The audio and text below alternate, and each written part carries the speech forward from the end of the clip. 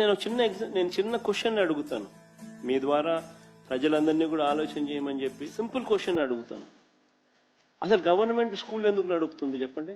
Government school ఎందుకు నడుపుతుంది? ఎందుకు గవర్నమెంట్ స్కూల్ మనకు దేశవ్యాప్తంగా ఇన్ని ఉన్నాయి? రాష్ట్రంలో కూడా 45,000 స్కూల్ ఎందుకు ఉన్నాయి? ఎందుకు గవర్నమెంట్ హాస్పిటల్ ఇన్ని ఉన్నాయి? ప్రతి మండలంలోనూ ప్రతి జిల్లాలోనూ ఎందుకు ఇన్ని ఉన్నాయి? ప్రతి ఊళ్ళోనూ, రాష్ట్ర వ్యాప్తంగా దేశవ్యాప్తంగా.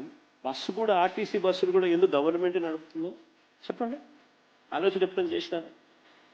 ఎందుకనంటే ఇవన్నీ గవర్నమెంట్ చేయకపోతే పేదవాడు, మధ్యతరగతి వాడు ప్రైవేట్ వాళ్లకు దోపిడీకి బలైపోతాడు. Just imagine a situation, government school లేకపోతే ప్రైవేట్ స్కూల్ ఛార్జ్ చేసే ఫీజు ఎవరైనా కట్టగలుగుతాడా? Just imagine a situation where government hospital లేకపోతే ప్రైవేట్ హాస్పిటల్స్, అనైతిక ప్రైవేట్ హాస్పిటల్స్ ఛార్జ్ చేసే రేట్లు కట్టుకోగలుగుతారా? గవర్నమెంట్ ఆర్టీసీ బస్సులు నడపకపోతే ప్రైవేట్ బస్సులు నడిస్తే అసలు సామాన్యుడు బస్సు ఎక్కాలంటే భయపడిపోయే పరిస్థితి రాదా? ఇవన్నీ గవర్నమెంట్ బాధ్యతలు, రెస్పాన్సిబిలిటీ ఆఫ్ ది గవర్నమెంట్.